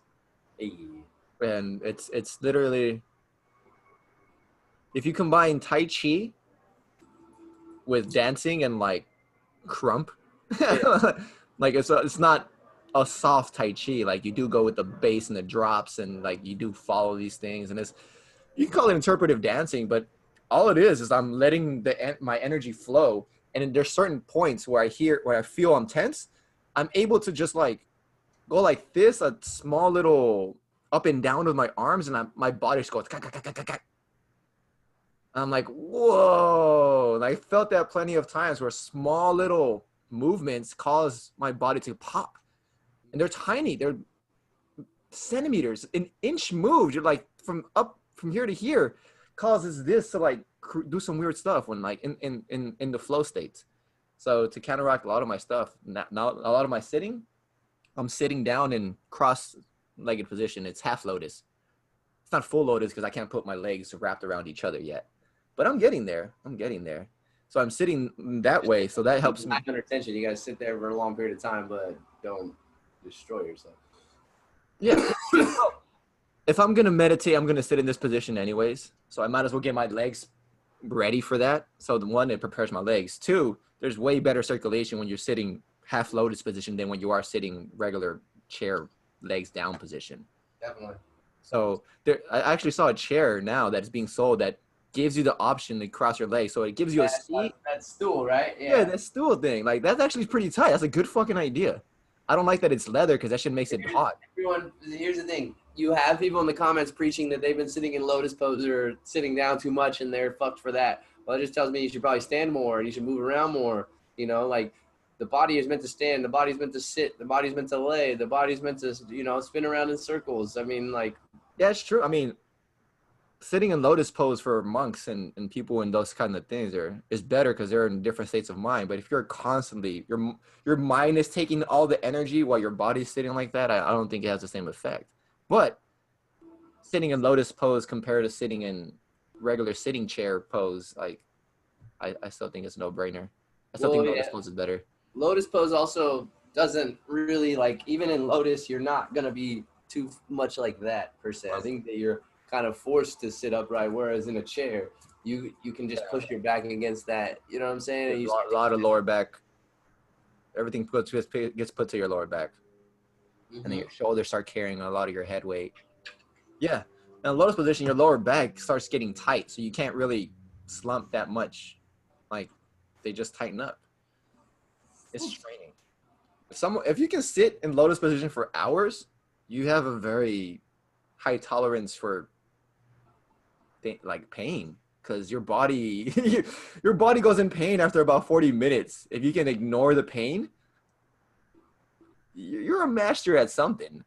You're a master at something. So if they're complaining because they're in lotus position for too long, I don't know. That's weird. Well, I mean, that just goes to show you people will complain about anything, right? Like, here's I'll give it. Okay, I paid like money and I've sat for 13 hours just getting fucking scratched on my body. You know what I'm saying? For tattoos, like, or you go to another place. So, like, I mean, you know what I mean? Like, it just goes to show you that anybody will say anything about any subject matter. Is what I'm trying to get at. Like, you say one thing, they were like, you say the sky's blue, like, no, it's green. They're like, okay, fair. Like, you know what I mean? They're like, no, it's purple. I'm like, cool, whatever, man. Like, it's just a beautiful sky. I've seen fucking green skies and purple skies, bro. Like, I don't know what color we're fucking seeing, man. I don't know what you took.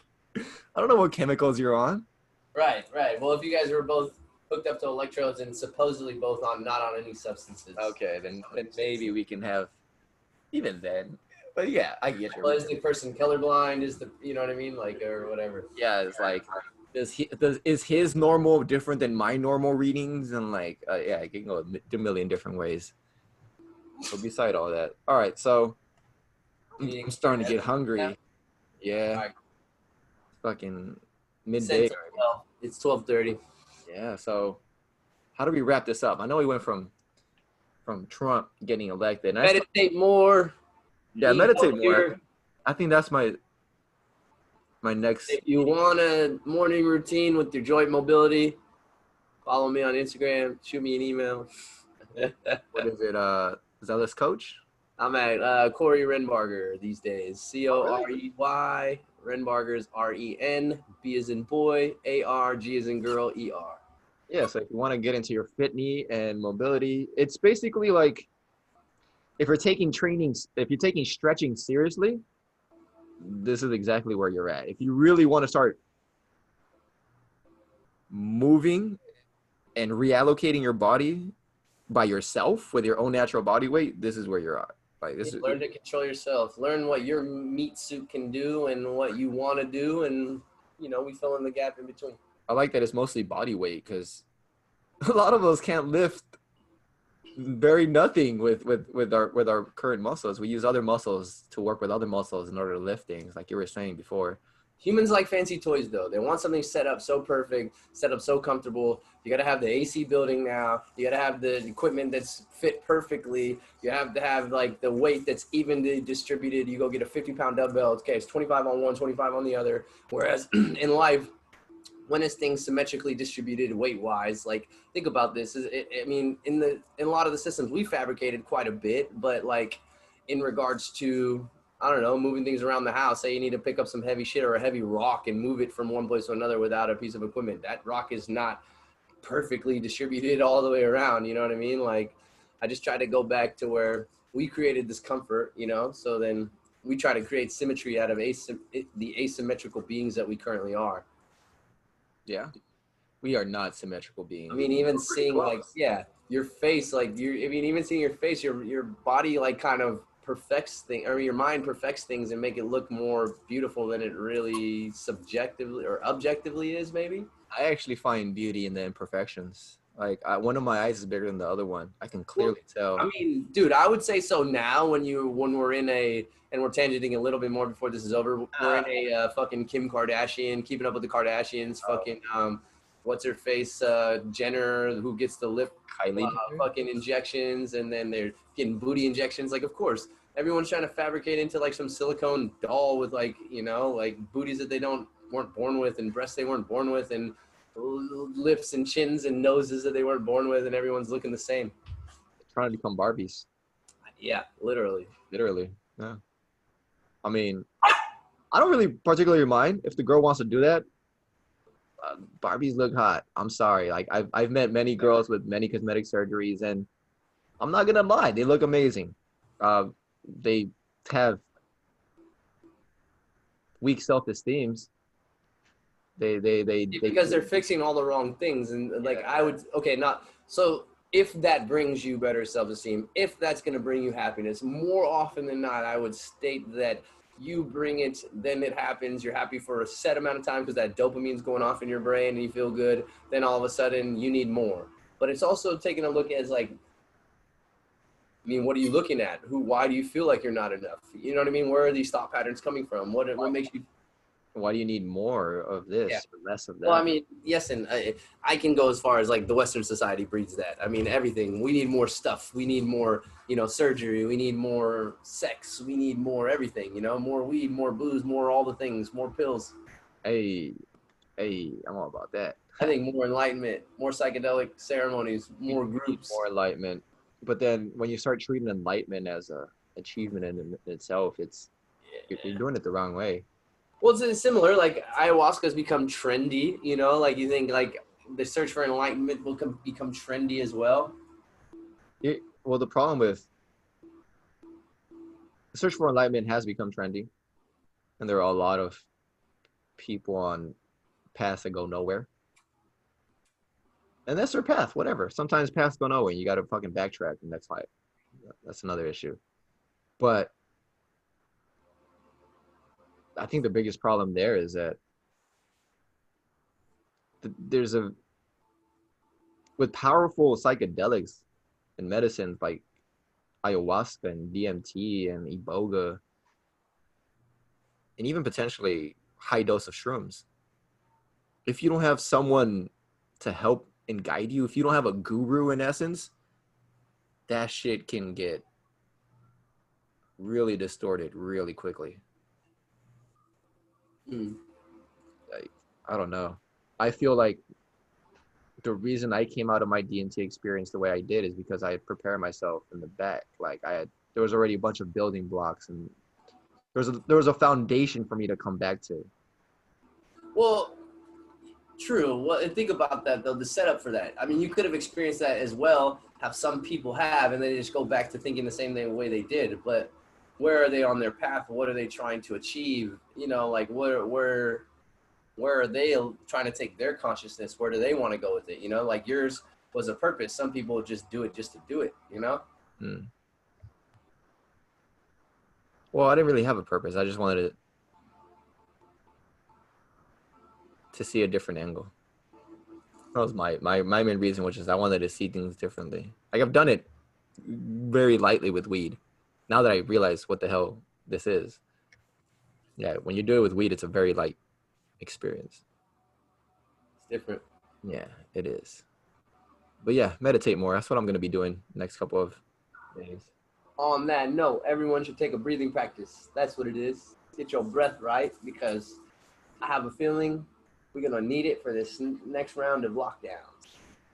Hey, real. And on that note, I'm not manifesting lockdowns. I don't want that to happen. on that note though, I have this nagging sensation that COVID is a mentality. I'm telling you, it was a virus of the mind, bro.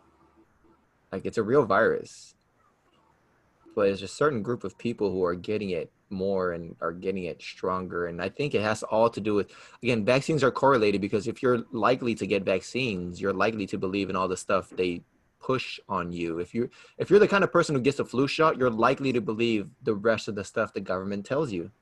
Well, You're yes, likely to buy into all systemic, these things. like systemic science babies, right? Almost to the same extent. Like I think we all start out as science babies because that's the. I mean, not all, but like in the Western society, we're kind of bred down that path per se. Right. Even some cultures that move here, they try to keep their culture within this westernized culture and society. Yeah. But it's like, do you choose to opt out? Like I can't remember the last time I've gone to a doctor. In general, I don't remember. No need for it.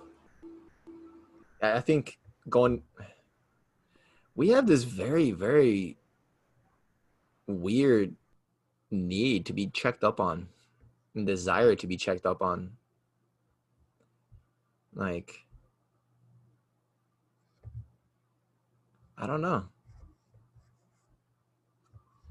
That's a whole different topic. Doctor visits, required doctor visits. How many more times are we visiting a doctor now? And are we healthier because of it? Well, yeah. Well, I would say that it heightens the notion that most people feel like they need to go to the doctor to feel better. So it's not the doctor that they're actually seeing, but it's the placebo that they put in their mind that they have to see the doctor to feel better. I went to the doctor, got everything checked. I'm good. Yeah. Now I know I'm good. Or I don't feel well. I'm on my way to the doctor. I already feel better. The doctor would tell me what's wrong with me. Okay. Yeah. It takes the pressure off the human. It does. The human doesn't have to think about what they've did, their stress levels. They don't have to think about what they're consuming. They don't have to think about what they're drinking. They continue to live their life that leads to the diseasement that they're currently feeling without actually doing anything because the doctor's going to give them a pill, tell them, hey, don't worry. You just got this going on. Take this for a week, whatever. Get some rest. You know what I'm saying? Like shit like that. The doctor's not saying go eat a little bit better. Hey, can you write down like what you're eating weekly, daily, how much alcohol you're drinking? You know, well, I don't know. I don't know to what extent anymore because I don't visit an office. I'll go as far as that. I'm very ignorant to that knowledge currently. Yeah. As am I. I don't think they ask you how much alcohol or cigarettes. I know on their chart they're going to ask you if you're drinking. Do you drink? Do you use drugs? Do you use alcohol? You know? You should be like, yeah, mushrooms all day, every day, baby.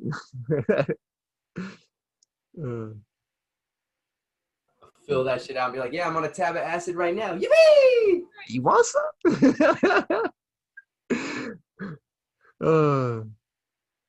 That's funny. That is funny. Doctors. Third trip. We'll get into that one next time. The Western medical field and we should get into the talk with Ahmed because we'll go deep into this, and I think he has a better grasp on the different cultures as well. When it comes to Eastern cultures, he's more studied and versed, and he is from an Eastern culture of some sort as well. So, well, I mean, yeah, was he raised in that culture most of his life too? Yeah, he's Bengali, basically Indian. I get that, but like, I mean, Western influence though, right? He lived his whole life here in. No, he was born in Bengali. He lived as a child over there, and he came here as a kid. Oh, word. So he has citizenship here though? Huh? Yeah, he has citizenship and everything.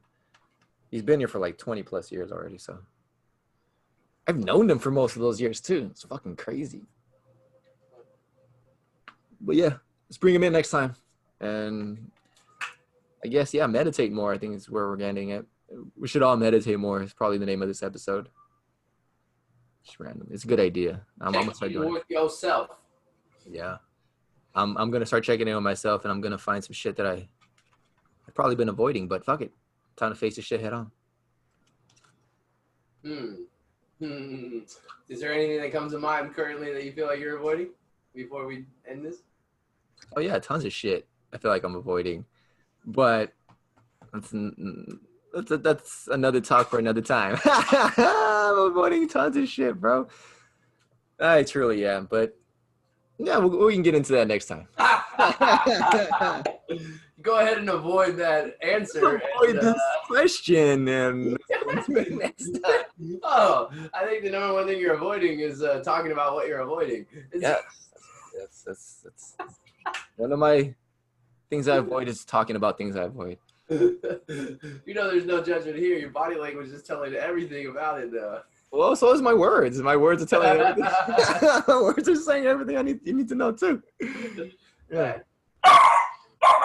Anyway, for sure. And it was good talking to you, bro. And peace out. Yeah. Oh, you want to stop recording?